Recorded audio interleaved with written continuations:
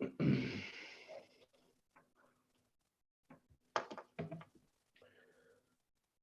you doing, Alderman? This meeting is being recorded. Okay, is everybody ready? Wayne? Yeah. Okay. Good evening, everybody, and thank you for joining the City of Kingston Planning Board for a special meeting on the review of 264 Lucas Avenue, otherwise known as Bluestone Commons. Today is Monday, January 31st, 2022. My name is Suzanne Cahill. I'm the Planning Director for the City of Kingston and host of our virtual meeting. Kyla D-Day, the Assistant Planner, will act as co-host this evening. Before we begin our meeting, we would like to go over a few meeting guidelines to help us navigate the system as efficiently and respectfully as possible. We are now using the Zoom webinar-based format, so all board members and applicants have received specific joining instruction as panelists. As panelists, you are visible and able to speak at the meeting. All guests will be present as view-only attendees unless we promote them to panelists, at which time they will be visible and able to be heard. Guests will have the option to use the chat function. However, this is not a public hearing. Panelists should control their own mute button. As good practice, we ask that you mute yourself if you are not speaking to avoid background noise and feedback. If a board member or staff wishes to speak, they should raise their hand and the chairperson will call on them before they speak by stating their name clearly for our audio listeners. The board member will then unmute themselves, state their name and speak clearly, muting after finished. Applicants are also asked to state their names before speaking. All of our meetings are recorded. Both video and written transcriptions will be available to the public on the city website at a later date. The meeting is also being live streamed on City of Kingston YouTube channel. In lieu of public speaking during the monthly meeting, we requested all comment to be received by 2 p.m. on Friday, January 28th, 2022. There were no written comments received. If you have any audio issues, please send a text message to the following number, 845-443-0416. I will repeat the number again, but be aware that phone calls will not be answered during the meeting. The number again to text is 845-443-0416. As the host for today's meeting, I reserve the right to lock and pause the meeting to eject anyone who has behaved inappropriately or to enter into attorney-client conference if needed. Materials for this meeting may be found on the City of Kingston website by going to www.kingston-ny.gov. Once you're on the homepage, click on the meeting link in the calendar and follow the prompts for agenda materials. We want to thank you for your patience during these difficult times, and on behalf of the Planning Board, I wish you and your family good health. I will now turn the floor over to Chairman Wayne Platt to call the meeting to order at 6:04 p.m. Thank you, Suzanne. Thank you. Good evening, everybody. Welcome to the January 31st, 2022 special planning board meeting. Introductions. My name is Wayne Platt. I'm the chairman. We also have Charles Palaco, Matt Gillis, Kevin Roach, Vince Archer, and Sage Newkirk. Suzanne Cahill is the planning director. Kyla D-Day is the assistant planner. We also have Alderman Michael Oliveri, who is the Common Council liaison to the planning board. Corp Council is not here right now, Sue? No, we have Assistant Corp Counsel Matt Jankowski. Okay. All right. All right. Okay. We're here for 264 Lucas Avenue. It's a site plan to construct a multi-family apartment complex consisting of 4 buildings with 47 units and related site improvements. Section block and lot is 56.88-4-7, secret determination zone R4. It's in Ward 1. SSLI Holdings LLC is the applicant owner. This is not a public hearing. And as Sue had mentioned, no comments were submitted for the planning board record. The public hearing was carried over a couple months and closed in December of 2021. And also, board member Robert Jacobson will be recusing himself from the project review because of prior business association with the applicants. He will not be at the meeting tonight. So, Vince, you will be a voting member tonight. All right, so actions for the board tonight. we're here to review all the staff notes and go through the seeker review and make a determination as a result of that if we move into site plan or not. We'll make a decision on that as well. Can we have the applicants introduce themselves, please? Hi, everyone. Luke Interrante, part of SSLI, along with Stefan Sanzi. I want to thank you all for being here to go through the next step and answer any questions you may have as we go through. Okay, and Ciro's here too, right, Luke? Ciro's here as well, yep. And so we have also Matt Rudikoff and John Capello, counsel. Okay. All right. Good evening, everybody. This is Stefan. Hey, How are you? Stefan. Good. Thank you for taking the time to meet us tonight. Yep. All right, so let's review the staff notes first. Sue, are we going to start with the general comments first, or where are we starting with this one? Yeah, I think we can start basically the first items that are listed are just all of the current plan sheets that we have that have been submitted with the current updated revision dates. What's not included in that list that we also have are the SWIP, which has been reviewed by the city engineer. We'll add that to the final listing. And I believe the traffic assessment will also be added to the final list of documents when we get to the end of the day with the decisions. Okay. All right. Okay. All right, so first of all, the application and all materials have been referred to other municipal departments for review, engineering, building, water, sewer, public works, and fire department. The matter was also referred to the Ulster County Planning Board for review and comment. Those recommendations have been returned and were read at the March Planning Board meeting. Do we need to discuss those at the end of these comments too, Sue, or they've been a matter of public record anyway? I mean, we made a decision. We will discuss them. They are advisory only. It wasn't a mandatory referral. They are advisory comments only. And towards the end of the notes, they're recognized with a response back from the applicants themselves. Okay. Also, board members and staff conducted site visits at the location with the applicants and their engineer. That's part of the record.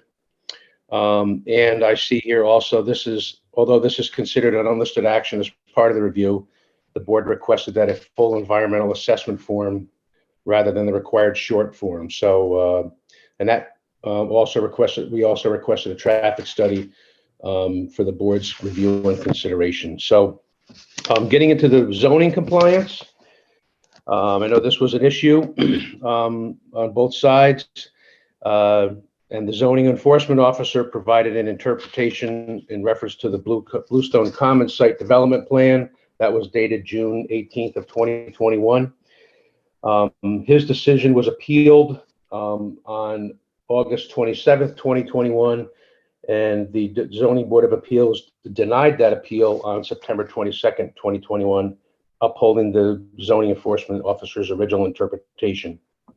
So at this time, the project is considered to be compliant with zoning district regulations and no variances are necessary. Sue, that had to do with open space, did it? The open space was one issue and ADA was another issue. Okay, and so those both have been taken care of then. Moving into off-street parking. Parking information is listed in the applicant zoning table and zoning compliance section of the application.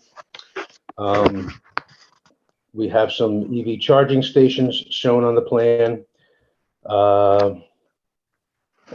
Parking, I mean, this has all been taken care of. I see the SWIP has been noted in this off-street parking plan too. So everything is in compliance with what we like with parking. So is that correct? Off-street parking?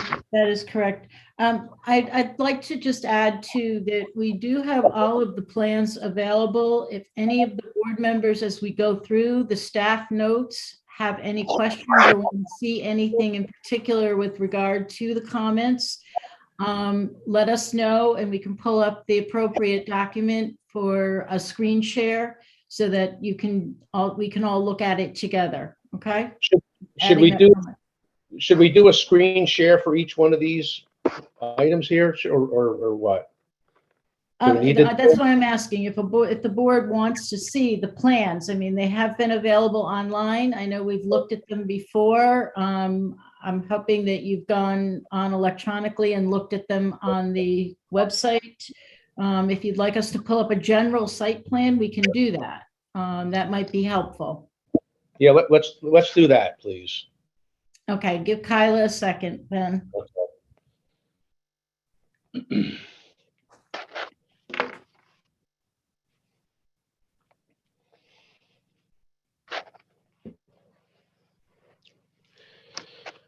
And all the board members so far, we're okay with the off-street parking. Anybody have any questions on that particular aspect?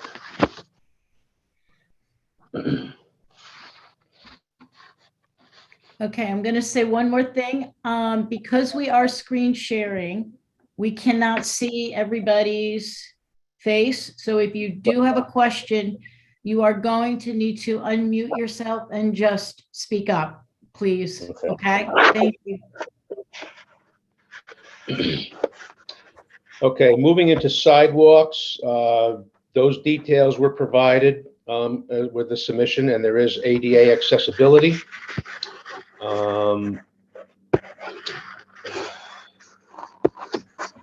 There will be areas with benches and mailboxes and bike racks.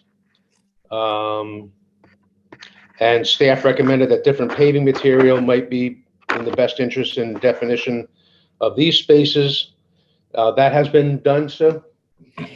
They have shown that they're going to be differentiated, but we need to confirm the material with the applicants. I don't know, Luke, do you want to be the primary spokesperson or do you want to allow, I guess we'll look to you and you can direct us? Yeah, that's are they going to fine. be pavers or stamped? So we have a few different materials in those circle areas, and the aprons to the actual residences are going to be pavers off of concrete sidewalk, and then you have asphalt paving through the parking lot, and then concrete sidewalks flush with pavement as you cross through some of the intermediary crosswalks. Okay, so where the circle, where the seating areas are, that's going to be paver material. That's paver material, correct. Okay. We don't have the color selection, but we're working on that with a few other details to address all the aesthetics that may come up. Okay, so you will be providing that. Yes. Thank you. And Luke, those pavers help to mitigate some of the stormwater that may accumulate? Yeah, the stormwater for the entire site has all been calculated out, and we've shown sufficient drainage and storage and all that stuff. So in combination with the proposed site plan layout, looking at the stormwater plan and the SWIP and those sort of things, you can follow the whole sequence of that calculation. Okay. Yeah, and stormwater, we have a couple pages ahead here too, so we'll talk to that too. So, anybody have any questions? Again, you have to speak up, unmute yourself as far as sidewalks go.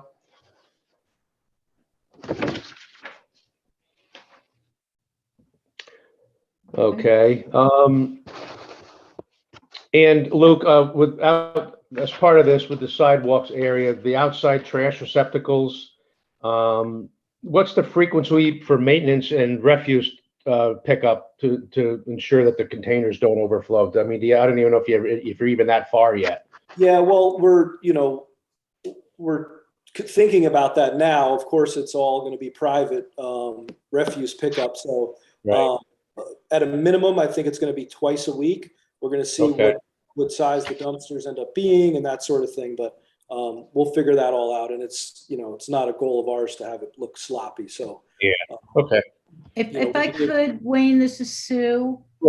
Again, I think the question there is not related really to the dumpster collection, dumpsters, but it's related to the actual, like the trash receptacles, the smaller ones that might be along the sidewalk areas where, where people would just pass by and throw stuff in. Or you're going to have like a management team. yeah, we're going to have full-time maintenance at the property. So yeah, that'll be like a daily, even twice daily sort of a thing with the rounds, along with, landscaping and keeping up on, snow removal in winter and grass cutting in summer, that sort of thing. So we will have full-time staff at this site. Okay, thank you. All right. That's what the question really Thank was. you.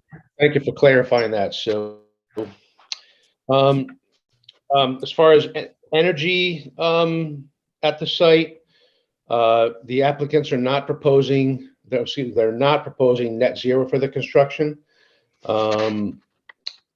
The appliances, I understand, will be Energy Star rated, and there will be heat pumps as well, Luke? That's correct. The air conditioning comfort is going to be handled by heat pumps, and it's going to be all high efficiency appliances, HVAC systems. So yeah, it's going to be a pretty, along with the construction methods we're using with the new updated R values and spray foam and sealing and that sort of thing. They'll be pretty comfortable and require low energy in terms of keeping the place up to heat, AC, whatever it is. Okay. And I know that at some point through our discussions here over the months, you had a plan for covered parking with solar panels. Can you just refresh my mind as to why you've gone away from it? Is it cost of construction for that, or? Yeah, it was a few things. I think it was cost of construction, how they impacted the site overall, both visually and in regard to the site layout. And the solar credits, don't really work as simply as they used to. So it really didn't make sense. There was no benefit to the renters for that. Okay. Anybody have any questions from the board on the energy aspect? Okay. Vehicular access. I know we've had a traffic study, and this has been a bone of contention for folks too. The access will be off of Bluestone Court, and we're going to have a emergency access off of Lucas Avenue. And so we've already read into the record. The consultant was Creighton Manning for the engineering for the city side. And also I see that I want to read into record that the residents had Stephen Mafia conduct his own traffic analysis, and also that our city engineer John Schultes felt that the access into the complex would be best suited via Bluestone Court and not going to Lucas Avenue. I don't know if I need to add anything with that, Sue. Just reading The this. only other thing I would say is that we also asked our Department of Public Works to look at the project and the traffic assessment and the documentation as well. And they did not come back with any conflicting information. Okay. And Bluestone Court is a city street. It's a this is going in to empty in and come off of a city street, Bluestone Court. Anybody on the board have any questions or comments? This is Matt. I do have a question on that emergency access off Lucas. Is that going to be open 100% of the time, or is that going to be controlled access just for emergency vehicles, or what's the plan? So we have in the design collapsible bollards. So it's really going to be reinforced, geogrid that could handle a fire apparatus, and it's not going to be open to vehicular traffic. So in the case of an emergency and the fire department determined that they needed to use that for one reason or another, they would be able to collapse those bollards and drive through to access. Okay, all right. No, I was just curious because even if it like gated on the inside, how many people would come in and stop and have to turn around to get back out? Yeah, it's kind of blocked at both ends. So Okay. Pedestrians will, likely use it, but for vehicles, it's going to be specifically designed for emergency only. Okay. Thank you. Okay, Matt. Luke, I have a follow-up question to that. I've never seen the collapsible ballard. So what is the time it takes for them to, can you explain that process on how it works and like what does it add to the response time? Is this something that they're going to have readily available to them to be able to access this? Yeah, it's a fairly common detail. I'm swiping through the plan to see if we have a detail. It's usually as simple as pulling them out of a slot or sort of knocking them down. So, in some cases they're breakaway, but I can give you more details on that. I'm looking for the detail here to see if we actually spec'd out which specific model it was, but I can provide additional detail on that for you. Okay. And Luke, this is Wayne again here. Just want to make it clear that this is for emergency access only. It's going to be if something, heaven forbid, if something on Bluestone Court the apparatus can't get through, they're going to use this access. It's not going to be something that is going to be used every time the fire department goes into this complex. Correct? That's correct. The main entry via Bluestone Court is designed and adequate for fire apparatus. And that would be the normal route. So like you said, if it turned out that there was, an accident or something preventing them from even getting onto Bluestone Court, that's where this backup emergency access would come into play. Okay, thank you. Anybody else from the board on that? Just to cut one thing, there is some more discussion about that secondary emergency access, a couple paragraphs down. So we might want to just go right to that because the only thing in between was the fact that the gated entry is no more. That's been removed from the plan in its entirety, so it won't be a gate there. Yeah. So I see now that we moved on to secondary emergency access, Luke has really just, reiterated what we already know about, the materials are going to be used, what the intention is for this access. Is there anything specific in here that we need to go over in this particular paragraph, Sue?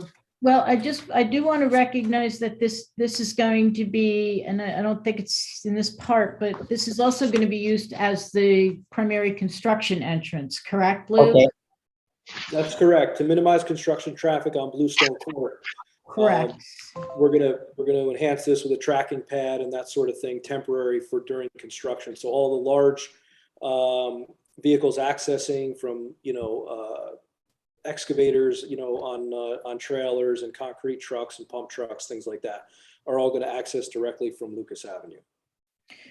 But there will be, I want to make sure it's clear, there will be on occasion where construction traffic does have to enter through Bluestone Court, but that will not be like on a regular daily basis, correct? Correct. Okay.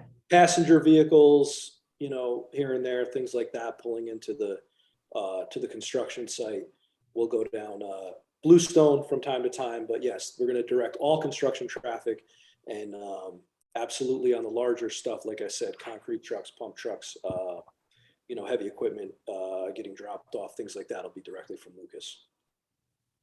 Okay. And Luke, on that construction entrance, are you going to use like a shale as a temporary driveway to get in and out of there? Yeah, we'll have we'll have a series of a couple different stones. We'll use a larger riprap for a tracking pad to help pull mud and stuff off the tires.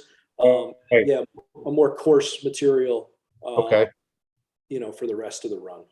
Okay, and then after that's all done, you're going to remove it. And All of that gets completely removed, and then a proper sub base is put down, compacted for our final, what that final drive or emergency drive is going to be made up of per the plan. Okay. And this is something we've also asked Wayne that the fire department provide us with a sign off on that. So I've spoken with Luke. He's going to talk to the new chief, Chief Ray, and meet with him on that. Okay. All right.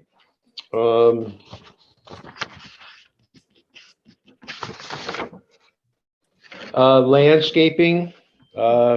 I see there was an inventory of existing trees was done and noted on the plan. And Luke, you're looking to preserve some of the larger trees that are not in direct conflict with the construction. Can you just touch on that for us again? What your plans are over there? Perhaps Kyla can pull up the landscape plan for this part of the discussion that might be valuable. Sure. Thank you. Yeah, so there's a couple things we have to clarify, and we'll do that prior to the next, the next meeting in terms of existing trees, how they're identified, how they're protected. Okay. There's also some trees that are off of the parcel, but close enough where we'll have some protection on those as well. And then the process for which, those are sort of restored and folded back into the project. So we'll elaborate on that a little bit more with the next submission or clarification. Okay.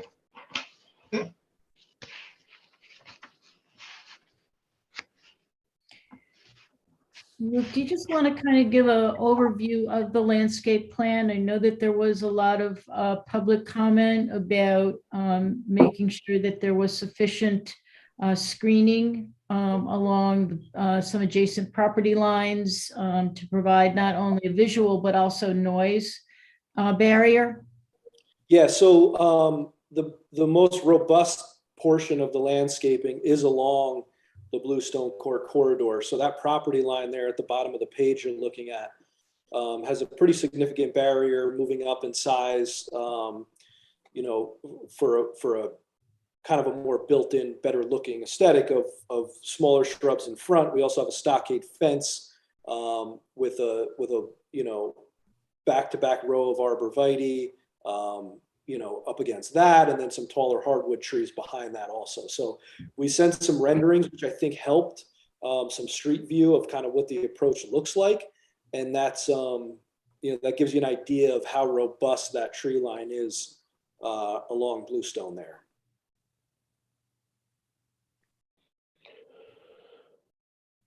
I would just like to add just one small thing, that not only is it robust, but the design of it is that it's layered, so that it really adds to the screening visually and noise wise. So it's really the alternating and the layering that really accomplishes a strong part of the screening. This is Sue again. I'm just going to remind everybody again that you need to just state your name before you speak. Matt, I just want to, that was Matt Rudikoff. So just kind of try and keep. And this is Wayne Platt. Luke, with the noise reduction, I know you've got heat pumps and what have you. Is there any mechanicals around that side of the property at the line there that where the noise needs to be absorbed? No, we don't have anything big enough. I mean, every system is designed to handle, its individual unit, and those condensers that we'll use are pretty super quiet in terms of decibels. So there's not going to be anything really producing any noise in terms of the building mechanicals. Okay. And you want to just speak a little to the entryway when you come in off of Bluestone Court along the backside of the single family residence that's on Lucas there. You've got some landscaping there. You want to talk a little bit about that, please? Yep, we've added a good amount of trees along that property line as well, and built it up more so over the process of the open space plan and how that developed, and continuing that loop sidewalk. and placing those trees in between the property line and that loop sidewalk to keep the pedestrian traffic, further away from the property line. Okay. Anybody from the board have any questions or comments about the landscaping?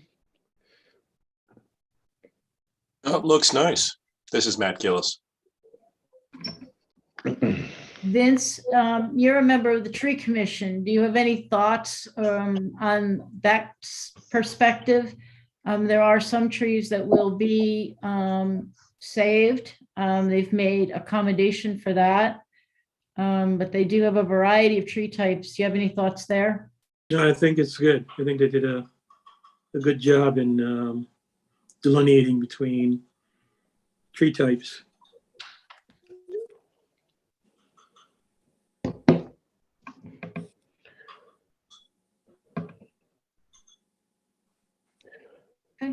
And some of these are flowering trees here too, right?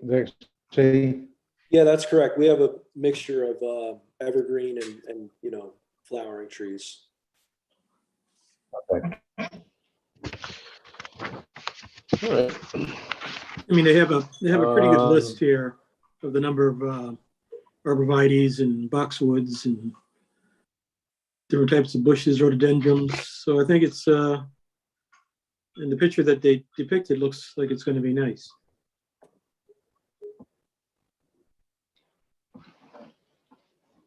Thank you, Vince. All right. Okay, project signage. The plans have been revised to include entry signage details, which will be monument style with a bluestone base. Are you moving into those pictures now too? I think Kyla's searching. This is Kevin Roach. Can I ask a question just about the trees again? Just one more moment. Sure. Yes, Kevin. Just about the size of the trees at the very beginning. Will they be sizable enough? This is if I'm remembering correctly, a two-story units. Yeah, so the taller trees in the back of that front row, as we graduate up the levels, they're called to be a 15 to 16 foot at planted. So yeah, they're pretty sizable. And then I believe our arborvitae, which is that second row, is also like a 10 to 12 foot height off the bat. So as planted, and then those will obviously grow from there. Okay. And so the arborvitae are the evergreens that will immediately block a view and not in the wintertime lose all of that? Yeah, Correct? it's an emerald green arborvitae, so it'll stay green all year round. Okay, and already starting out at 10 to 12 feet tall. Those are being planted at 10 to 12. Yep, and the hardwoods behind there are 15, 16. Okay, so the second story of the building is still going to be pretty visible for Yeah, I a think while. we tried to, it's scaled in that street rendering, so we tried to depict that. I think driving in a car, you'll be kind of hard to see through that evergreen. Okay, that's true. Thank you. But yeah, I mean, they won't be topping out over the buildings right off the bat. Okay, thank you. You're welcome. Now I see, this is Wayne. I see a depiction of that monument sign. Is that how it's going to look right there at the entranceway? Yeah, we haven't finalized the materials. Again, that's something we'll get you along with information and that, but it's going to be a natural bluestone monument, with the lettering on it. And then we plan to have some ground lighting that kind of uplights the sign. Okay. Very low, dim, not to be disturbing at night, but also to just give it some presence. Okay. And you're going to have underground electric service there? Is it going to be like a solar powered light? Well, no, it'll be part of the, the exterior lighting. Okay. So on the, street lamp lighting, things like that, we'll be able to feed that lighting on the side. So it won't be reliant on solar. Okay.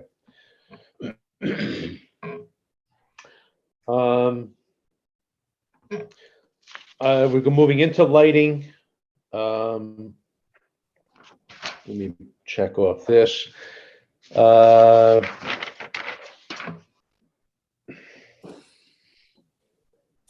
Do we have cuts of that, Sue? That Kyla, I'm gonna pull I up don't that. know if you know, or just read it into record what we have planned. Well, she can get the lighting.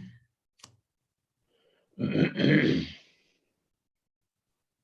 think we do have a specified light and, street light and bollard light. Although I don't know if Okay. we've given you the cut sheets of those, so that's pretty easy. We Yeah. can, we Sure. can. submit those. Yeah, But we the, need the cut sheet. But I mean, what you've got planned, there's the cut sheet. But there's not going to be any wash over onto adjoining properties, right? You're gonna.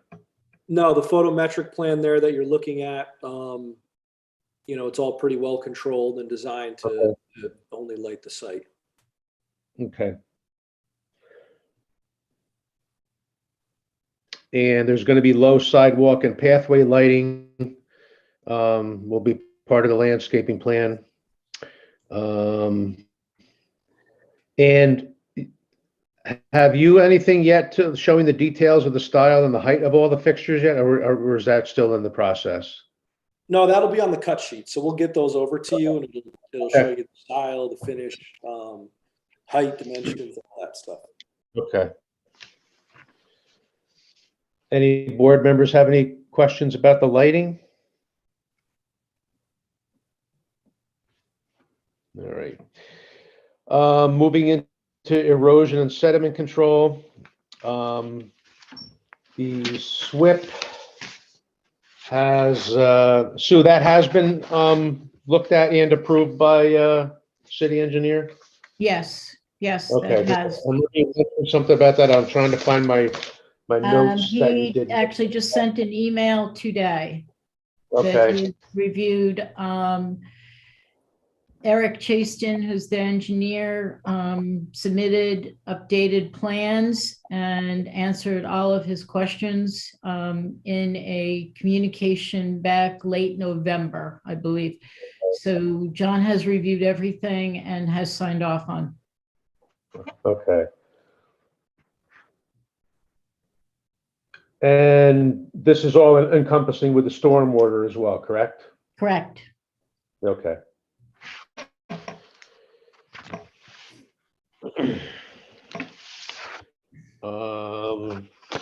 Site safety and security. Luke, you're going to have the exterior will be on video surveillance with a maintenance office on site, correct? Correct. And I have a note here. We need to know the location of that office. Is it going to be somebody's apartment, or are you going to have a separate, or somebody's unit, or it will be a separate building or a? It's going to likely be under the first building. So we have a partial basement in all the buildings. So the plan was to have a site maintenance office Okay. in that first building.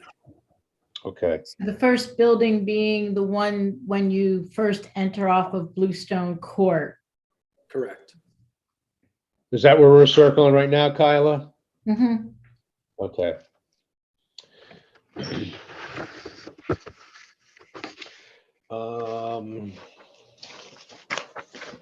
Mailboxes.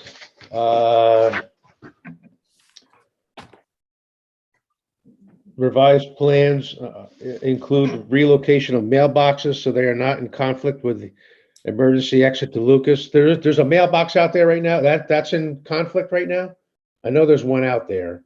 No, these are the mailbox. This is Sue again. These are the mailbox banks that will be installed On for site? this project specifically on the Okay. site. Okay. So originally it had been located where it was more of a barrier to the emergency access. So one has been relocated to one side, and there's a second one where Kyla has their little cursor hand right now. All right. And the postal service, they have reviewed and approved the locations, right? Not to my knowledge. That is still one thing that I believe that they have to do yet. Right, Okay. Luke? That's correct. We don't have anything formally back from them. Okay, So we'll follow up on that and hopefully bring closure to that before the next all one. right.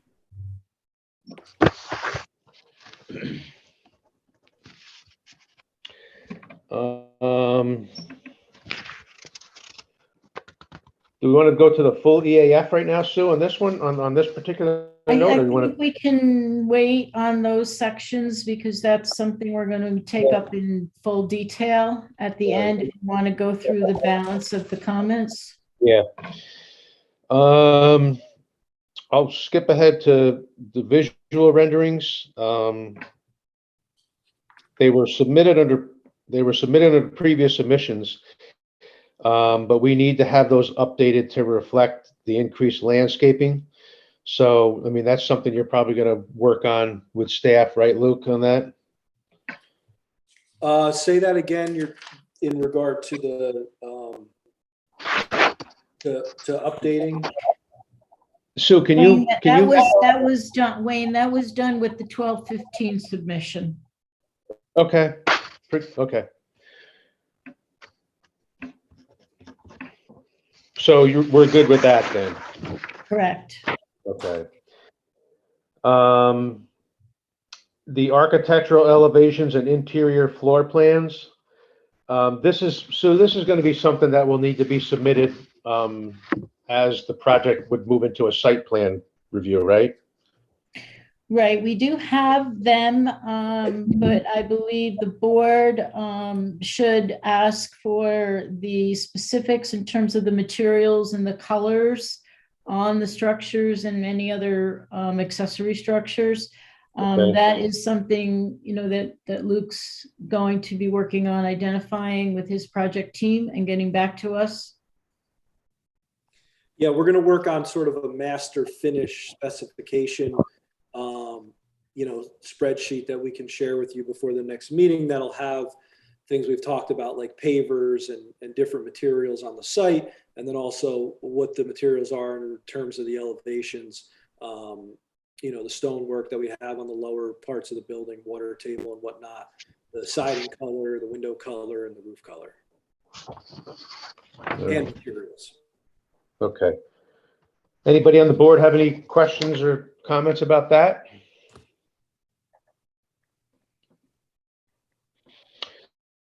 All right. Moving into the affordable housing component. The application is subject to the adopted legislation that requiring 10% affordable housing component as part of the project. So the applicant is meeting this as well. Yes, Correct? they are aware of it. They have committed to the 5 units would be required. And They Luke, they will not be clustered into one structure. okay, that's what I was going to also read into record here, that we need to have them scattered throughout the project. So good.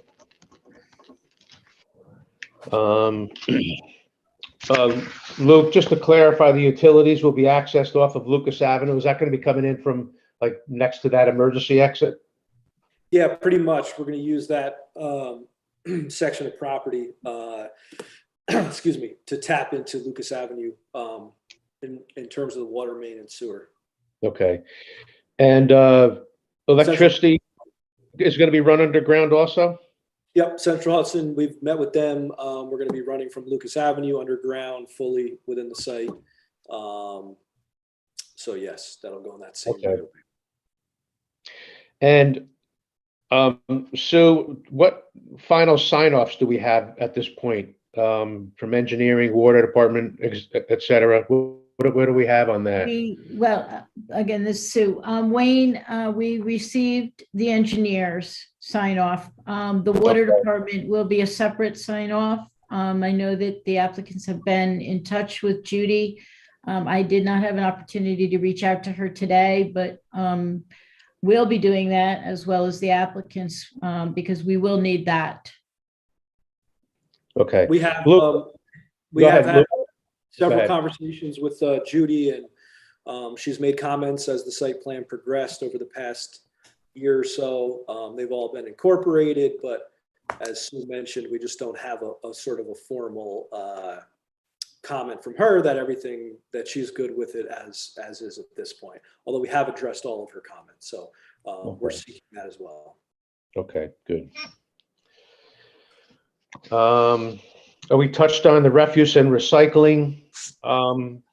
You're going to have 2 dumpster locations on the site, and I know you said before that you're going to closely monitor overflowing, so that that doesn't occur, and have at least 2 pickups a week to start off with.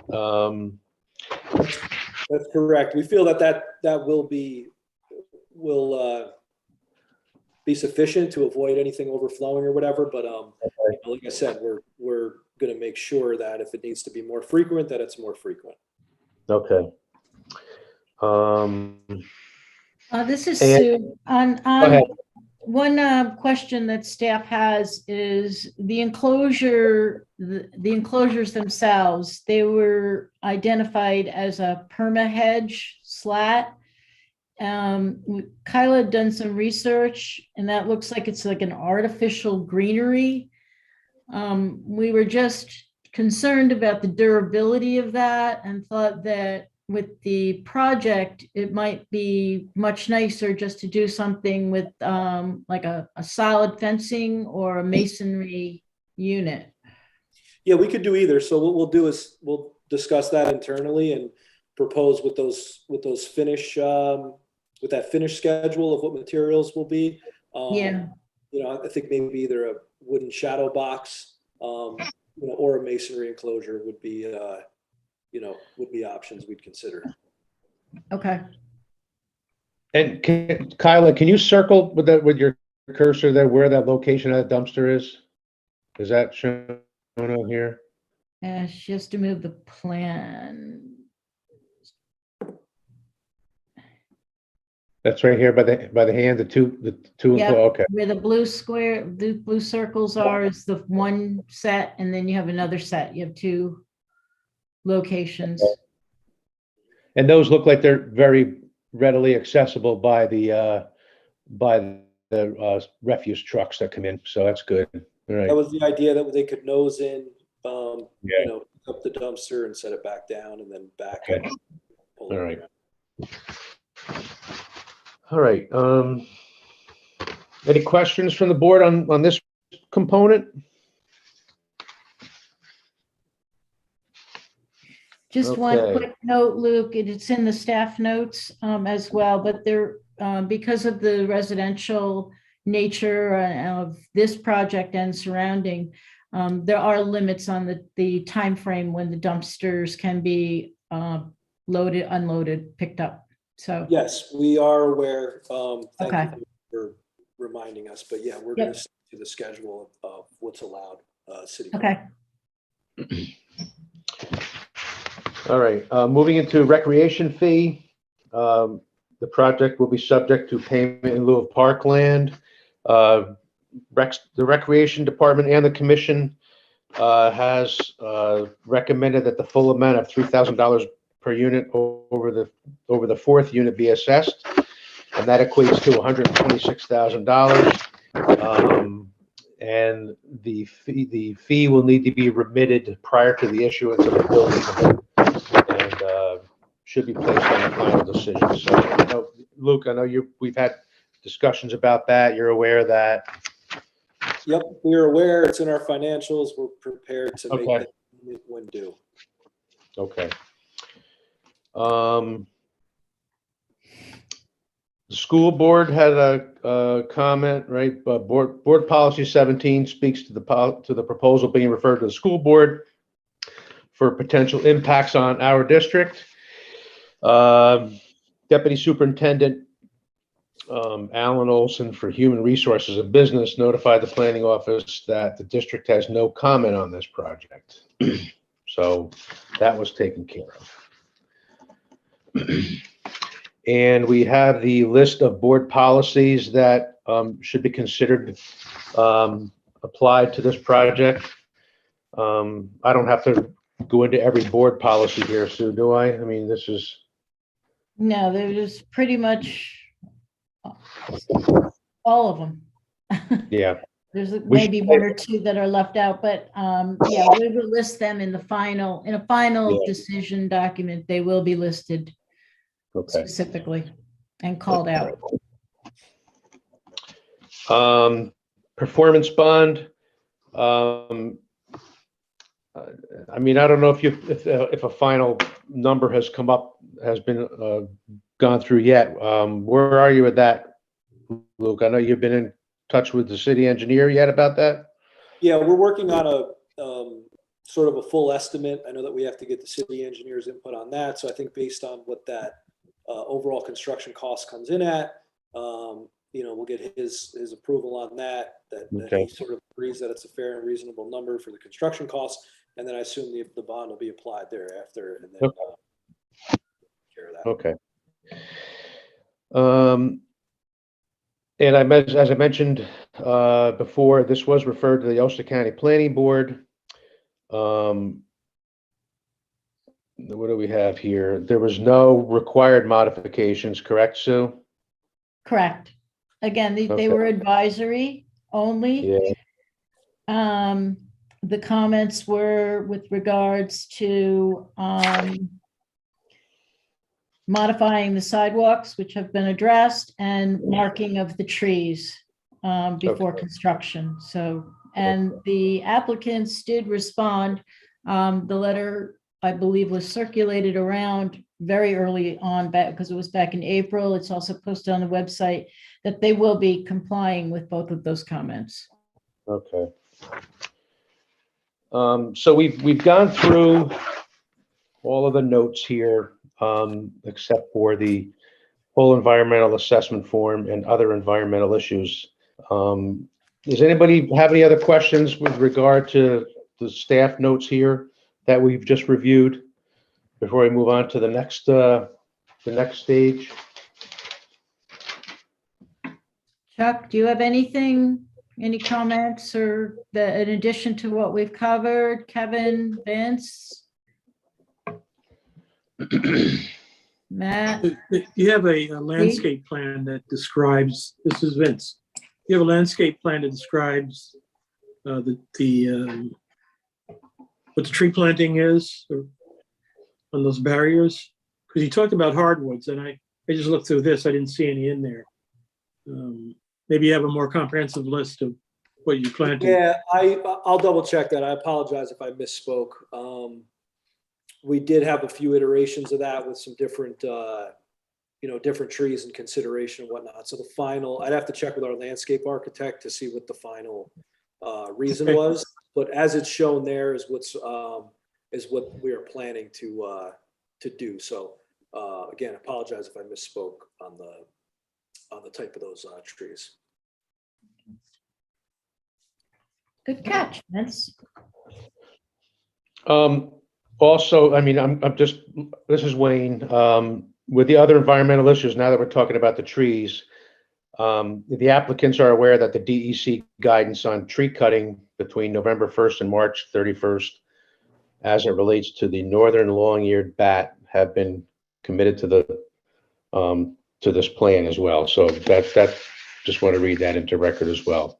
But anybody have any other questions before we move on to part 2 of the EAF? Okay. Thank you for answering those questions, Luke and Matt Rudikoff. So now we're going to go into part 2 of the EAF. Is that correct? We're ready to do that? Yes, so I circulated again around to all of the board members this afternoon, part 1 of the full environmental assessment form, which the applicant submitted. It's not only the form, but also the attachments that had come through back in March of 2021. I hope you all have that available and had another opportunity to review it. because we're going to be using that and the other any other information that we've received over the course of the review to complete part 2. So what we're going to have Kyla do is put the part 2 form up, and we will go through it as a group, and hopefully answer all of the questions. Now, this is Wayne. Now, Sue, I know that we've gone through part 2s a number of times, and it may appear to be lengthy, and but it is part of the process. And I smile here because I rely on you to go through line by line. You know, I will be reading. Yes. Yeah. So you do a great job with that, and thank you. Okay. Thank you for doing that. And you know, as Sue goes through each line, you know, we can certainly as a board comment on each, and what, you know, we're going to be asked to whether we agree or disagree on some things here. Is it an impact or not an impact? So if we can elaborate a little bit when we're going through line by line, as we're offering our opinions with that. So be prepared for that. So anyway, Sue, yeah, you want to go ahead with that then with the Okay. part? So question number 1, impact on land. The proposed action may involve construction on or physical alteration of the land surface of the proposed site. My opinion on this would be yes. I think it's fairly obvious that this will have an impact on the land. So I think we can check that off. If you agree, I think we'll go through and just ask for like a thumbs up. If you all concur with that. Okay. So A, we'll go on to answer now these questions. The proposed action may involve construction on land where depth to water table is less than 3 feet. Comments? The water table is not that high there, correct? That's not. So this is Wayne. I'm thinking no or small impact may occur. Everybody got it? We want to go for a thumbs up for that? Okay. The next question, the proposed action may involve construction on slopes of 15% or greater. This is Wayne. The site is rather level, I believe. So I'm going to say it's a no or small impact. Agreed. Okay. The next question, the proposed action may involve the excavation and removal of more than 1,000 tons of natural material. I believe that might be not applicable. Sue, wait. this is Matt. I'm sorry, I think you missed missed the question. C. Yeah, the proposed action may involve construction on land where bedrock is exposed or generally within 5 feet of the existing ground surface. This is Matt. What is the rock situation out that area? I did not see any when I was there on the site. I don't believe that this is going to involve any blasting or exposing of any bedrock. I can comment briefly if you want. We did test holes out there. This is Luke and Tarante again. We did not encounter any bedrock. We did not encounter any water. And we went as deep as 7+ feet with our test pits in several locations. And there will not be any blasting. It's mostly a sandy loam material. So this is Wayne. I'm thinking that's not applicable. Matt, agreed. All right. Everybody? Okay.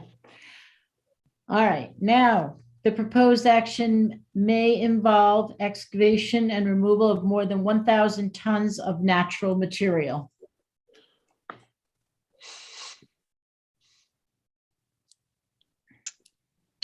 That's a lot of material. I'm going to say that's not, this is Wayne, not applicable.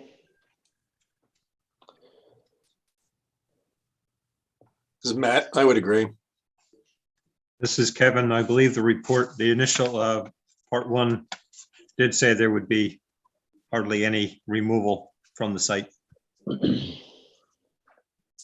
Okay, do we Not concur applicable. there? Okay. Yep.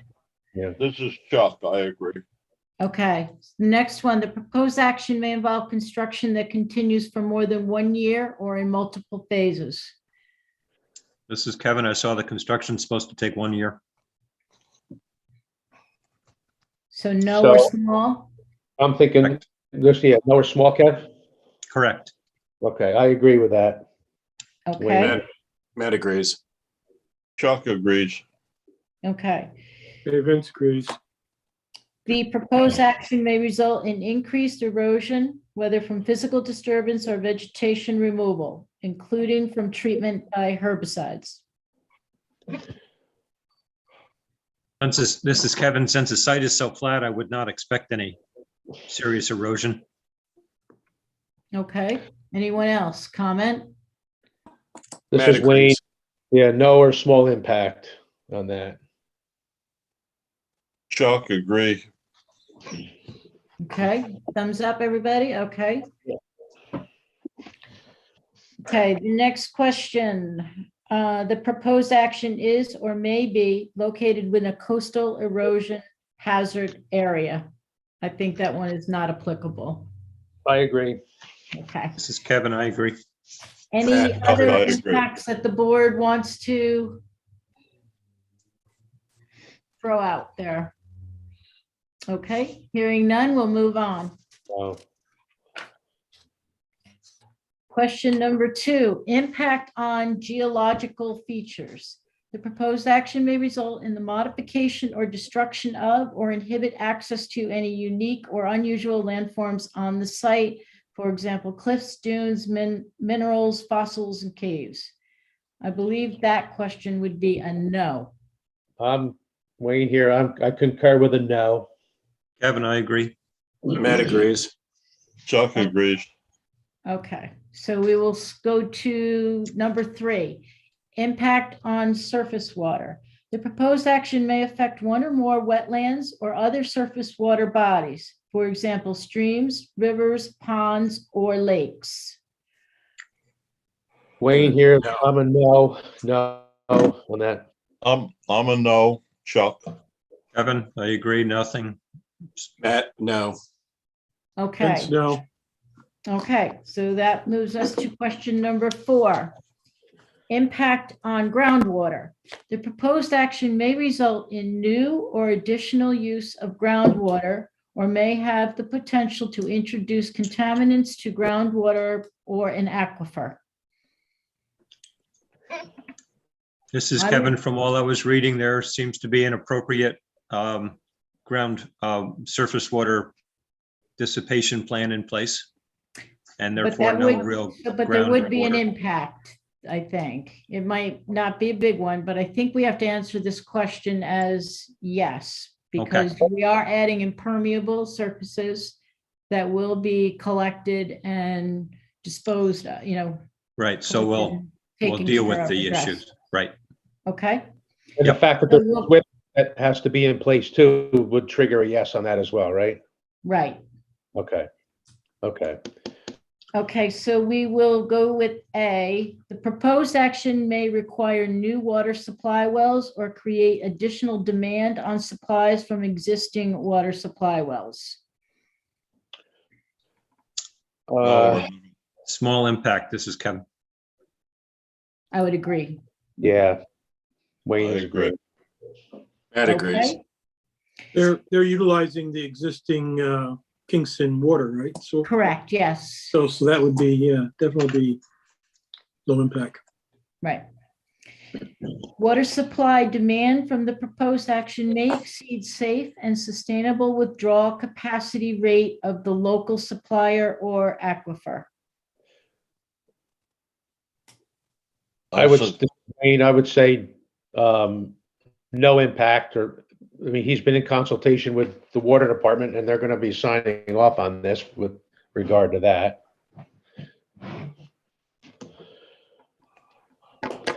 Anybody else thought? This is No. Kevin. I'd say no based on the Kingston Water Supply response. Okay, Matt agrees no. all right. So we'll move on. No.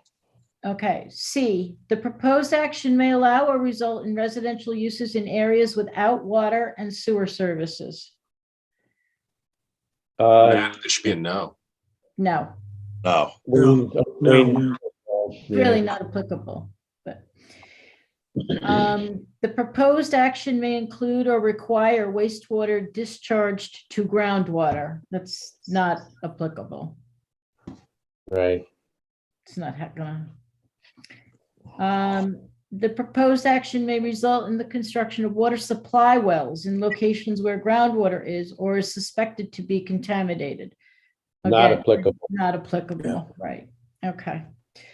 F, the proposed action may require the bulk storage of petroleum or chemical products over groundwater or an aquifer. Again, No. not part of the project. applicable, Not right. applicable. G, the proposed action may involve the commercial application of pesticides within 100 feet of potable drinking water or irrigation sources. Say It's no. not applicable. Okay. Any other impacts that anybody would like to I address? had a or question comment? about pesticides. Are they going to do any chemical treatment of the grass area, the open space area? They usually use like a fertilizer or any kind of chemicals like that. I would imagine they're going to be commercially spec'd out, probably. Luke, do you have any comment on that question? I don't know that we've really got into those details. If anything, I would say, typical residential treatments, that a normal homeowner would use, whoever our landscaping company is, whatever they recommend, we spray or use. Well, I'm using a company called True Green, and they sent a letter out to my neighbors explaining that there's a potential of toxic chemicals that could affect pets or kids or whatever. So I assume if they use somebody along those lines, the chemicals that they use will have some toxicity, whether it affects groundwater or whatever. But I think whoever your landscaper is, I'd ask that question. This is Kevin. At least the groundwater wouldn't be in any danger of polluting any kind of drinking water or irrigation sources. No, not drinking water, but Right. would affect groundwater. Groundwater, right. Since the Okay. drinking water is coming from Kingston Reservoir. Right. Okay, number 5. Okay. Impact on flooding. The proposed action may result in development on lands subject to flooding. I think that would be a no. No. Okay. Question number 6, impact on air.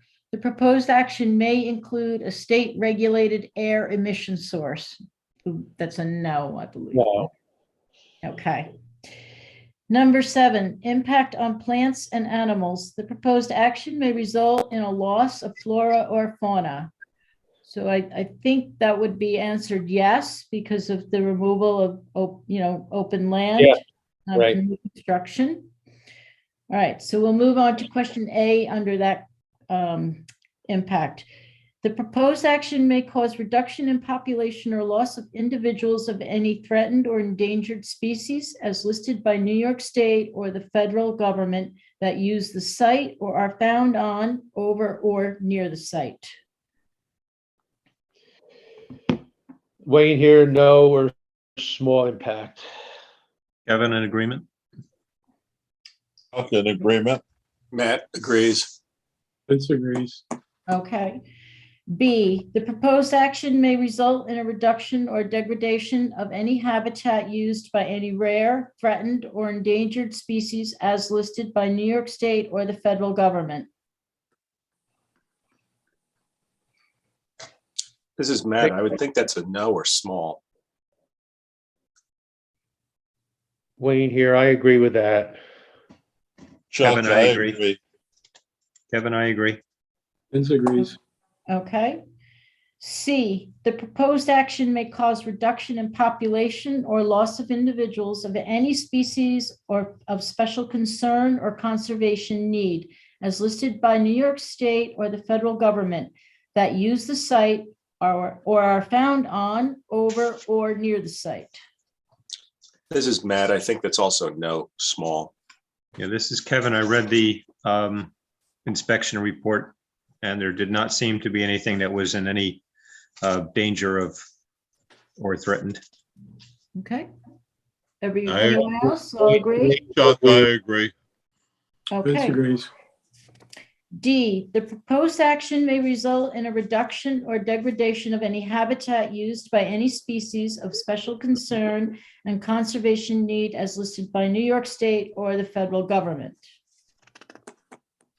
This is Wayne, Vince's, no. Wayne agrees with Vince. Kevin agrees. Chuck Okay. agrees. Matt agrees. Okay. E, the proposed action may diminish the capacity of a registered national natural landmark to support the biological community it was established to protect. I would say that's not applicable. I agree. Agreed. I Kevin agree. agrees. I Vince agree. Matt agrees. agrees. F, the proposed action may result in the removal of or ground disturbance in any portion of a designated significant natural community. Not applicable. Not applicable. Okay, Agreed, Matt. okay, Vince Chuck agrees. agree. okay. G, the proposed action may substantially interfere with nesting / breeding, foraging, or overwintering habitat for the predominant species that occupy or use the project site. With Wayne here, no or small impact. Kevin Matt agrees. I agree. Vince agrees. Okay. H, the proposed action requires the conversion of more than 10 acres of forest, grassland, or any other regionally or locally important habitat. This project is smaller than that delineation. Not applicable. Not applicable. Okay. We all agree.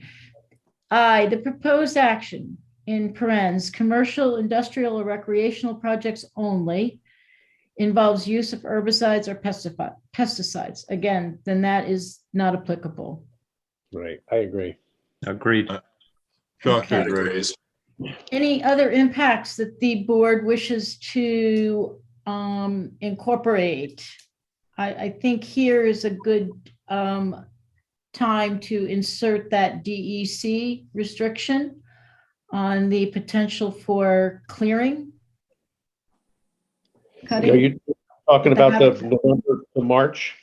right, the tree clearing limited to November 1st to March 31st to avoid the potential impact to the roosting. Okay. Okay, and And that would be a, a no to small impact on that then? That's how I think. That's what I feel. We have to check a box there, right? yep, So that would be a no, none, no or small impact, right? And that's how I feel. I don't know how the rest of the board feels. everybody concur with that? Or- Kevin Chuck agrees. agrees. Kevin agrees. Vince agrees. Matt agrees. Okay, so we will move on to number 8, impact on agricultural resources. The proposed action may impact agricultural resources. I No. believe that's a no. We'll move on to number 9, impact on aesthetic resources. The land use of the proposed action or obviously different from or are in sharp contrast to current land use patterns between the proposed project and a scenic or aesthetic resource. I believe that would be a no. I agree, no. Kevin agrees. No. Chuck, no. Matt agrees. Number 10, the impact on historic and archaeological resources. The proposed action may occur in or adjacent to a historic or archaeological resource. I would say no. This is Wayne. This is Kevin. We haven't heard anything of any such talk, so I would say no. All agree? Chuck, Agree. no. Matt Vince agrees. Okay. Number 11, impact on open space and recreation.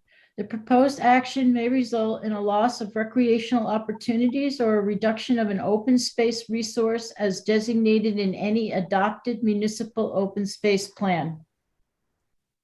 I would say no. This is Wayne. Vince, no. Chuck, no. Matt, no. Sage, you can hop in here too, you know. Okay. Okay.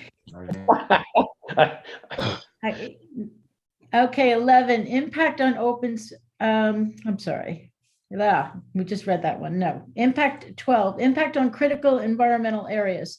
The proposed action may be located within or adjacent to a critical environmental area, a CEA in parentheses. That is a no. That is a no. No. Vince, no. Agreed. Matt, Kevin. no. Chuck's a no. Okay, 13, impact on transportation. The proposed action may result in a change to existing transportation systems.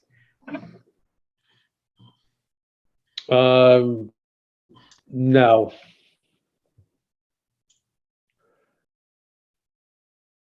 I would This is- agree with no to that main question. This is Matt. I would say no also.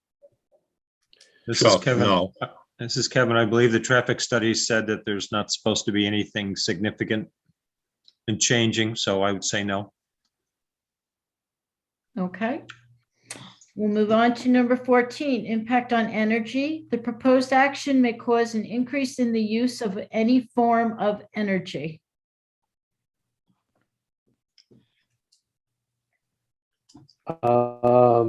This is Wayne. I'm going to say no. This is Chuck. I agree with Wayne.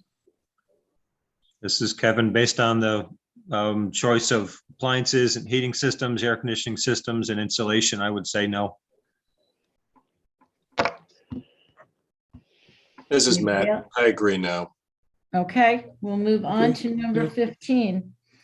Impact on noise, odor, and light. The proposed action may result in an increase in noise, odors, or outdoor lighting.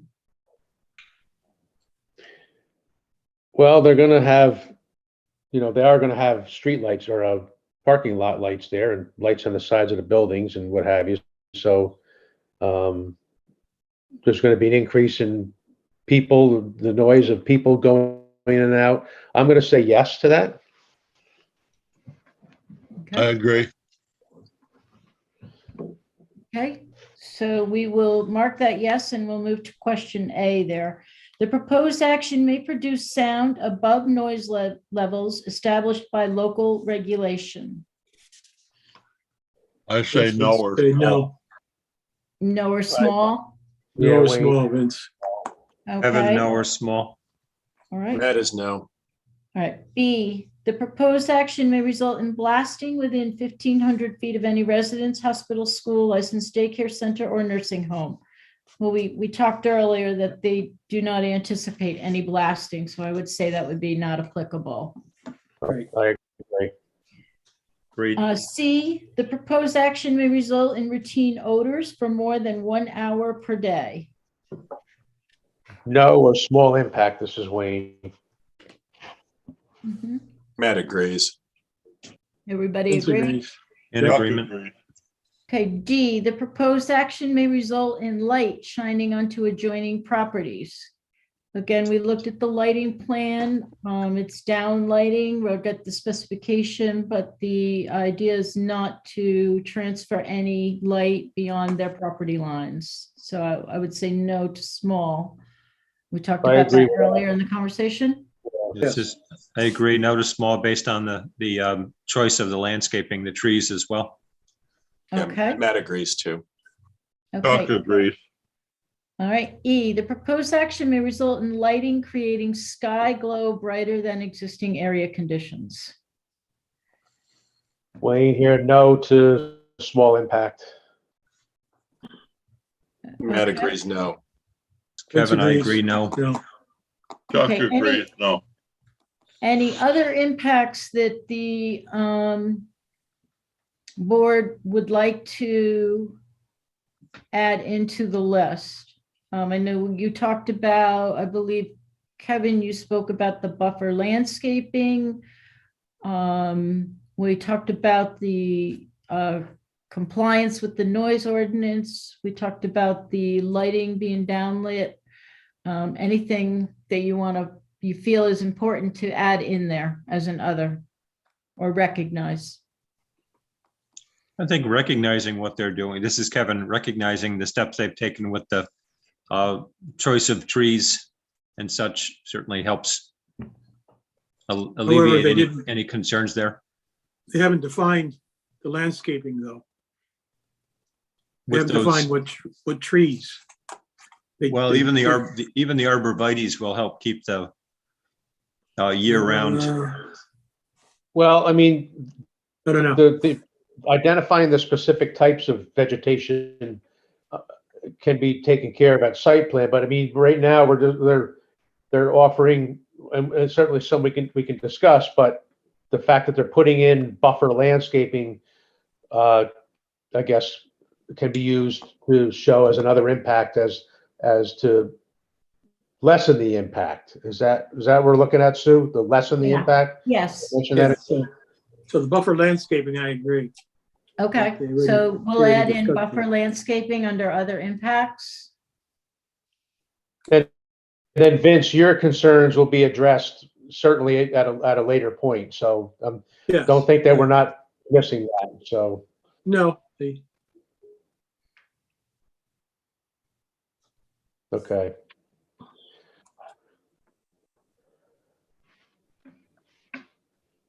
Okay, and we all agree no to small, correct?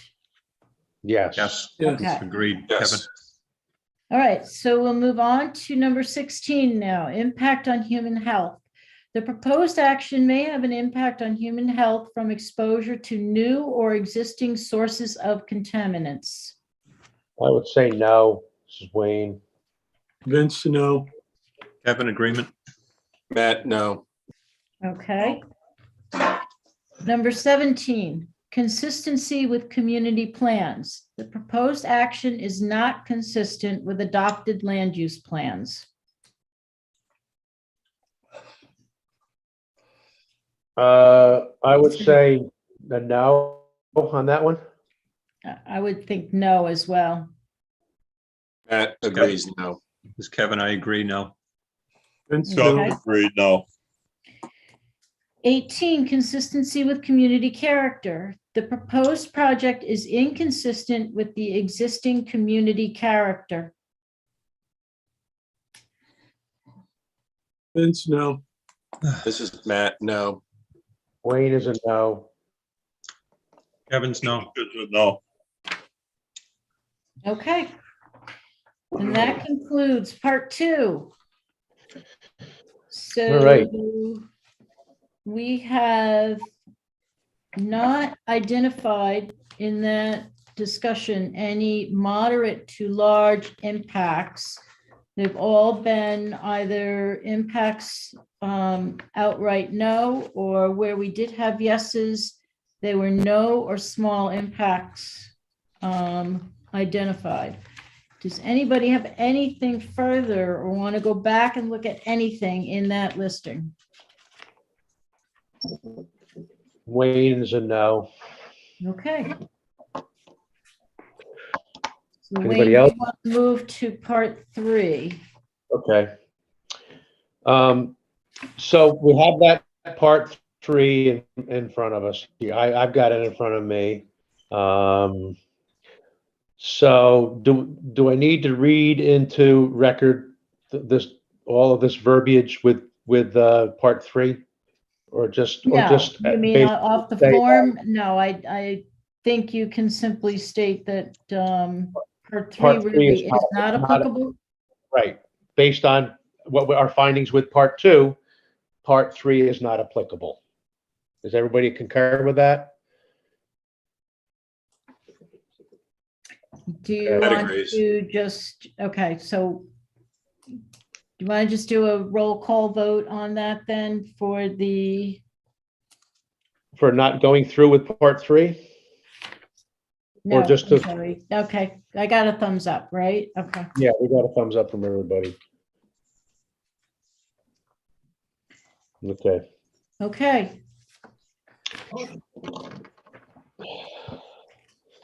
All right. now this afternoon, I also sent out 2 additional documents to all of the board members. One is the notice of determination of non-significance. And the second was a resolution. Both are draft documents. Hopefully you've had an opportunity to glance through them. Wayne, do you want to start with the notice? The notice of determination of non-significance? Mm-hmm. Okay.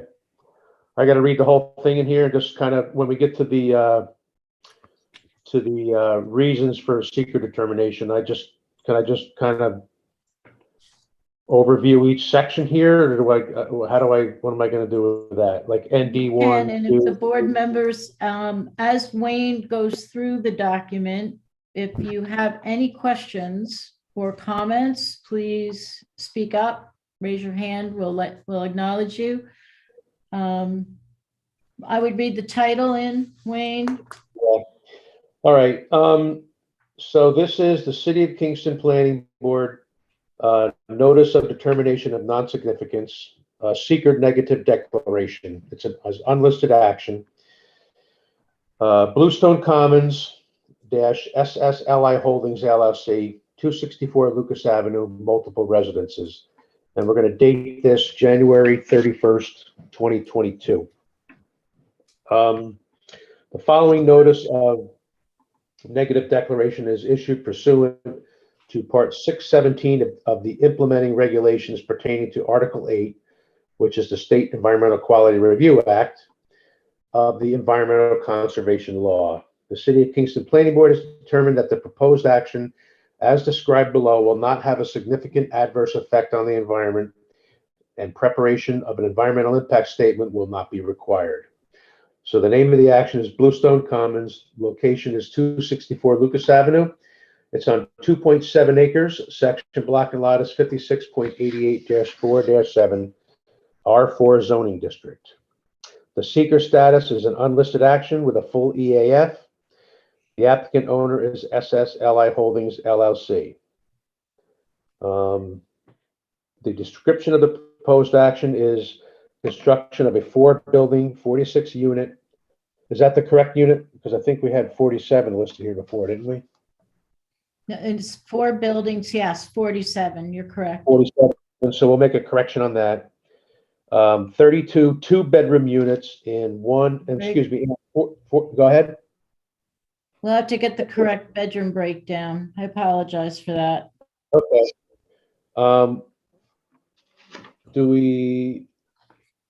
Do I read this into record, that bedroom configuration, or is there something different on that?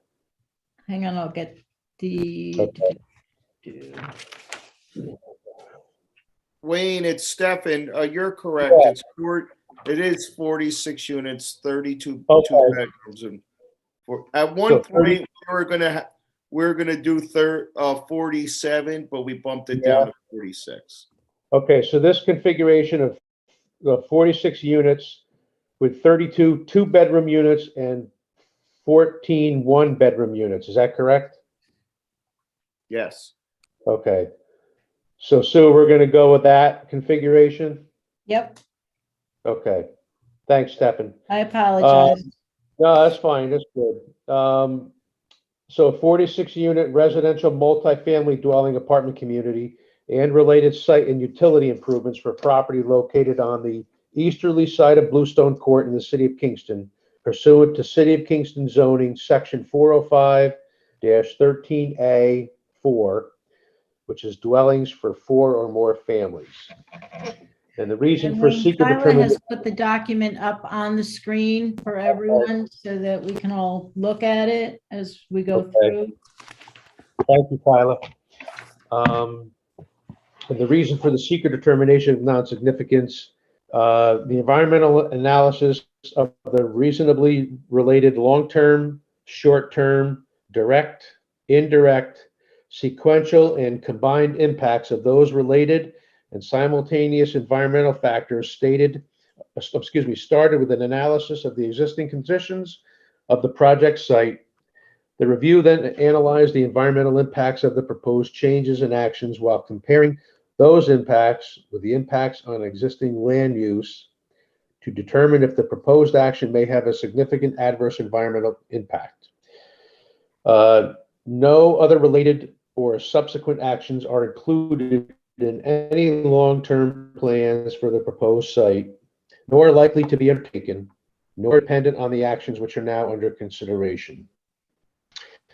So accordingly, this ag deck sets forth the planning board's findings pursuant to Seeker 6 NYCRR Part 617. So just to overview with, you'll see on here ND1 if we scroll down.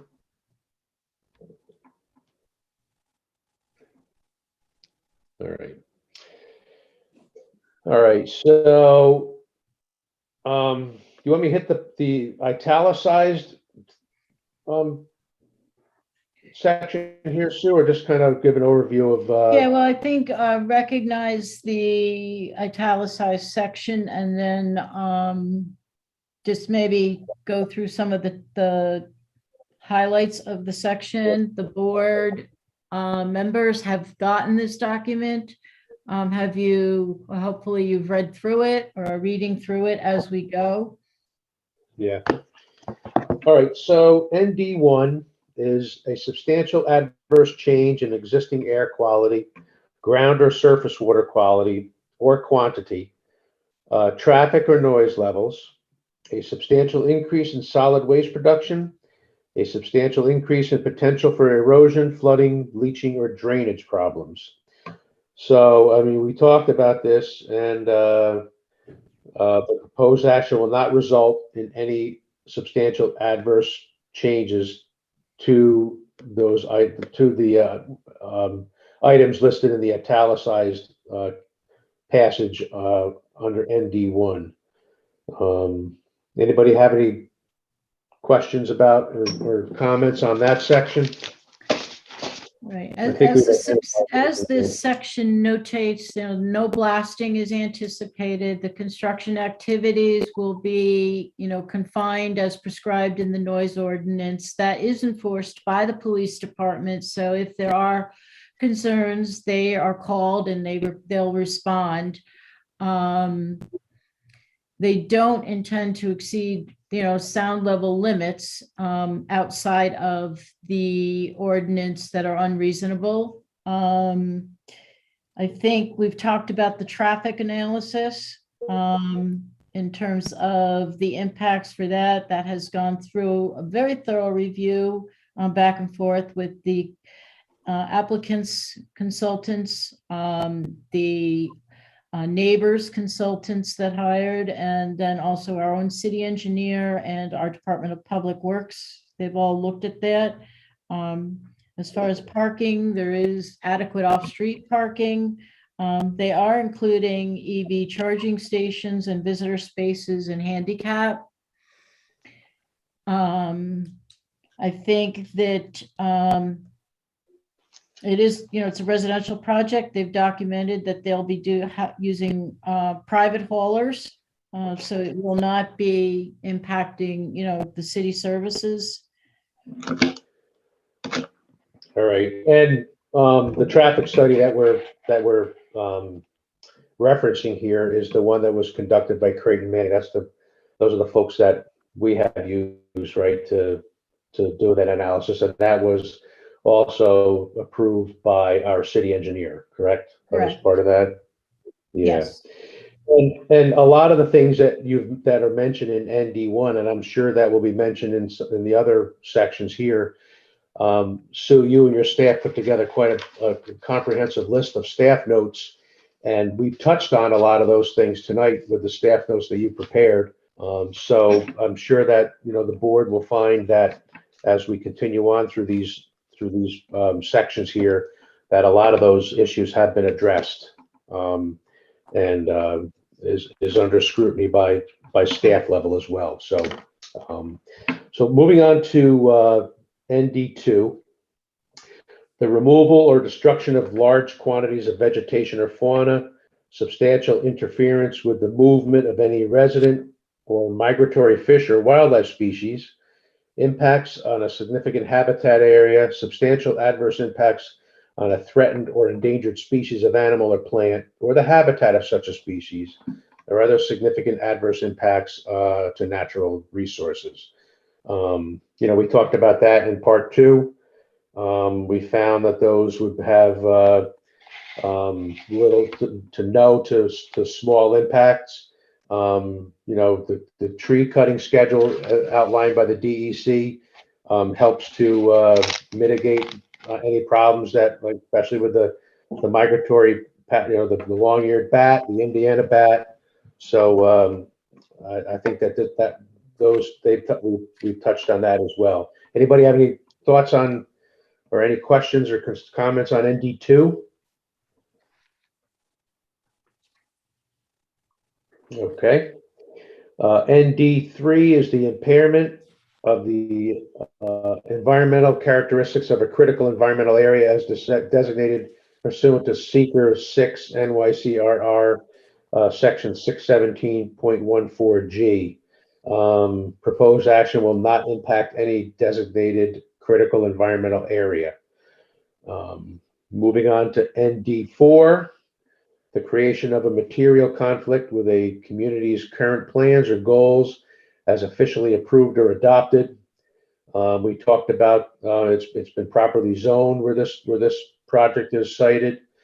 It has passed through the filter of the zoning enforcement officer, and when that was disputed, it was his decision was backed up by the zoning board of appeals. So that has all been taken care of. Anything else, Sue? What I maybe had missed with that? I don't think I did. No, just the affordable housing aspects. We've highlighted those because of the housing needs that the area is undergoing right now. They are committed to the 5 units, meeting the mayor's executive order, which was followed by the resolution of the council for 10% to be dedicated. They will be required to file with landlord registration. It follows suit with the county legislators' resolution. And then the other aspect under this one we cited was the payment in lieu of the parkland, local law number 6. Okay. Anybody have any comments on ND4? All right. ND5 is the impairment of the character or quality of important historical, archaeological, architectural, or aesthetic resources, or of existing community or neighborhood character. You know, again, in part 2 of the EAF, we've showed no, or actually there was no impact at all on such things. The light, in here we talked about the lighting, and there will not be any washover of lighting into the adjoining neighborhoods. We'll get some, well, when we go into site plan, we will also have the the types of lighting that will be part of the project. Those will be identified. Yeah. So I mean, and you see some of the other things that is listed in ND5 as well that were discussed tonight as well. So any questions on that?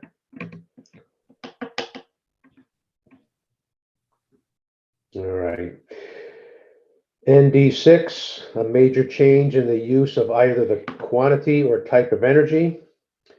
And it says the proposed action will not cause a major change in energy resources used. It will connect to the existing city Kingston public water supply, as well as the sewer system. It talks about how electricity and communications will be supplied to the site. There will be electric vehicle charging stations on site as well, and the appliances will be energy rated and will have heat pumps to be installed to assist with delivery of HVAC. So those were identified as well.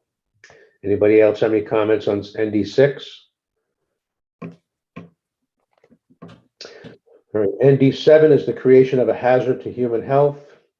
And as we have identified in part 2, no such hazards will be created with the construction of this project.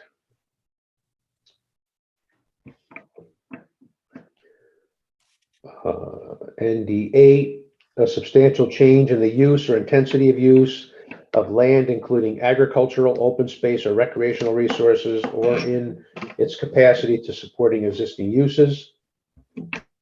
Again, as I said, the zoning enforcement officer made a determination that it had proper open space.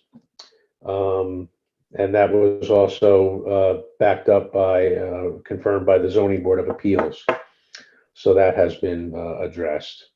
Moving on to ND9, the encouraging or attracting of a large number of people to a place or places for more than a few days compared to the number of people who would come to such place absent the action. This proposed action is a permitted use in the R4 district, zoning district. And there will be private residences that will be constructed here, and resulting in not attracting a substantially large number of people who would not normally otherwise visit such an area. So that has been addressed. ND10, the creation of a material demand for other actions that would result in one of the above consequences, and the proposed action will not create a material demand for other actions. ND11 is changes in 2 or more elements of the environment, no one of which has a significant impact on the environment, but when considered together, result in a substantial adverse impact on the environment. It will not result in the change of 2 or more of these elements when considered together. So it will not have an adverse environmental impact. It's pretty cut and dry, Sue, right? Yeah, I'm sorry, I'm reading something else. Yeah. No, it's okay. No, that's fine. I haven't even had a drink yet too, so it was good. N12, 2 or more related actions undertaken, funded or approved by an agency, none of which has or would have a significant impact on the environment, but when considered cumulatively, would meet 1 or more of the criteria in this subdivision. And the proposed action will not result in cumulative significant adverse impacts. Okay. So that is all of the sections here. So based on the foregoing, implementation of the proposed unlisted action is not anticipated to result in any significant adverse environmental or socioeconomic fiscal impacts, and thus issuance of the seeker negative declaration is appropriate and environmental impact statement is not required. So does everybody agree with that statement? I'm a thumbs up with that, so. All right, so now, Sue, we're going to go on to the draft. Does anybody on the board have any other comments or additional items that they feel needed to be added or deleted from this document, the ND, where all of the NDs are identified? It's pretty comprehensive, I thought. Okay. So we can go on to the resolution now, Sue? Yes. Okay. So everybody has had the resolution, the draft resolutions circulated to you. So what I'll do is I will read this into record, and we will vote on it. So resolution of the City of Kingston Planning Board. Seeker negative declaration, unlisted action. It's Bluestone Commons, SSLI Holdings LLC, 264 Lucas Avenue, multiple residences. All right, so let's see here. Whereas the Planning Board of the City of Kingston, in parentheses the board, located in Ulster County, New York, is considering an application for site plan approval from SSLI Holdings LLC, which is the applicant owner, for the proposed construction of a 4-building, 46-unit, 32 two-bedroom units and 14 one-bedroom units, residential multifamily dwelling apartment community, and related site and utility improvements for property located on the easterly side of Bluestone Court in the City of Kingston, pursuant to City of Kingston zoning section 405-13A4, dwellings for 4 or more families, hereinafter referred to as the action. And whereas the proposed action site consists of approximately 2.7 acres, which is section block and lot 56.88-4-7, located on the easterly side of Bluestone Court, south of Lucas Avenue. Street frontage exists along both Lucas Avenue and Bluestone Court. Site access is proposed via Bluestone Court with secondary emergency access via Lucas Avenue. Utility service mains are also proposed to be extended underground via Lucas Avenue. And whereas the site is a generally wooded vacant property located within a City of Kingston R4 two-story multiple residence zoning district. Surrounding properties include 2 single-family residences to the north, which is fronting along Lucas Avenue, with their constructed circa 1910 and 1920 respectively.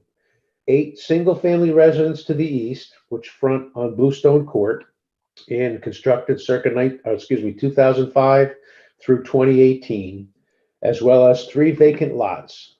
Multifamily residence also zoned R4 to the south, which is Fairmont Estates, constructed circa 1975, and a religious institution and large paved parking lot to the east, fronting on Lucas Avenue, extending the length of the proposed of the project site, and constructed circa 1970. The underlying R4 zoning district permits multiple dwellings subject to issuance of planning board site plan approval. The site has been zoned R4 since 1991, and whereas other state, county, and local permit approvals were needed to implement the proposed action, and whereas materials and information considered in evaluating the proposed action include site plan application, full environmental assessment form, which is the FEAF, project narrative and description of action, public comment received during the hearing and in writing, project population assessment, Kingston School District impact statement, site investigation report, which is a review of existing site conditions, surrounding area in general, presence for wetlands and watercourses, assessment of flora and fauna, site sustainability assessment for rare bats, a traffic analysis, a crash analysis, site plans, Ulster County Planning Board advisory comment,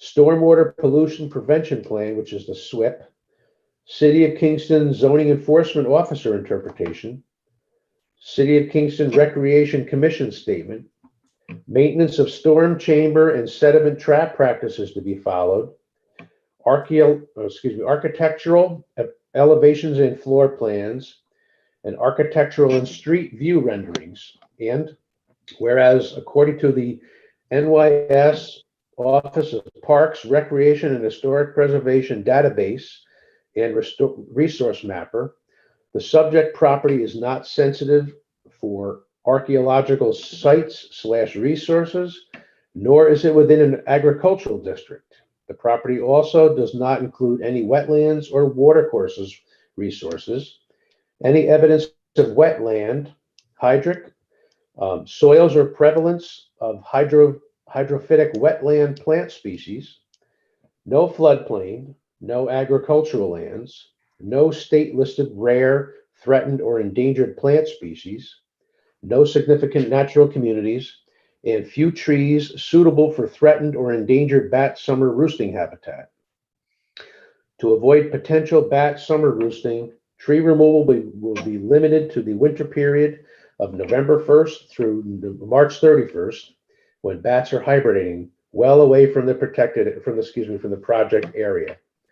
This will provide protection of avoidance of an incidental taking and is consistent with the New York State Department of Environmental Conservation and USF and WS guidance. And whereas on October 14th, 2021, the City of Kingston Zoning Board of Appeals, the ZBA, rendered a decision of the appeal of David Gordon Esquire on behalf of neighboring property owners Michael and Gail Flynn of the June 18th, 2021 interpretation of the City of Kingston Zoning Enforcement Officer, the ZEO, which determined that the site plan as proposed met the requirements of Zoning Code Section 405.54 F2 as it relates to the provision of usable open space and the timing of when the applicant must demonstrate compliance with New York State Building Code and ADA requirements. The ZBA upheld the ZEO's determination and determined that the calculation of usable open space as provided in the proposed site plan complies with the requirements of the Kingston Zoning Code. The decision of the ZBA constituted an interpretation of an existing code requirement and was therefore a Type 2 action exempt from seeker under 6 NYCRR Part 617.5C31. And whereas in accordance with seeker 6 NYCRR Part 617, the board recognized the action as unlisted and required a full environmental assessment form, the FEAF, be submitted.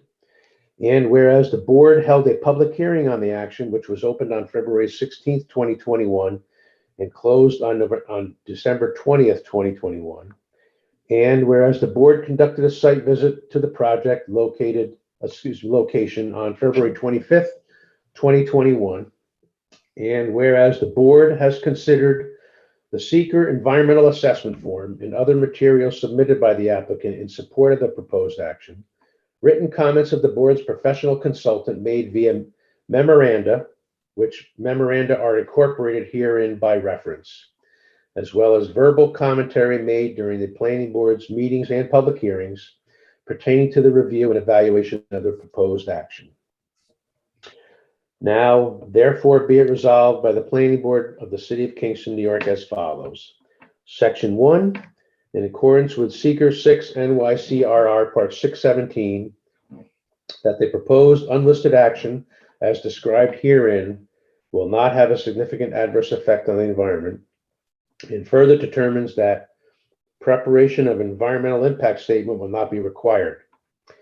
Section 2, the planning board has relied upon the facts and information contained in its record file regarding the proposed unlisted action, as well as discussions with and mitigation measures imposed in making the above seeker determination of non-significance in parens a negative declaration.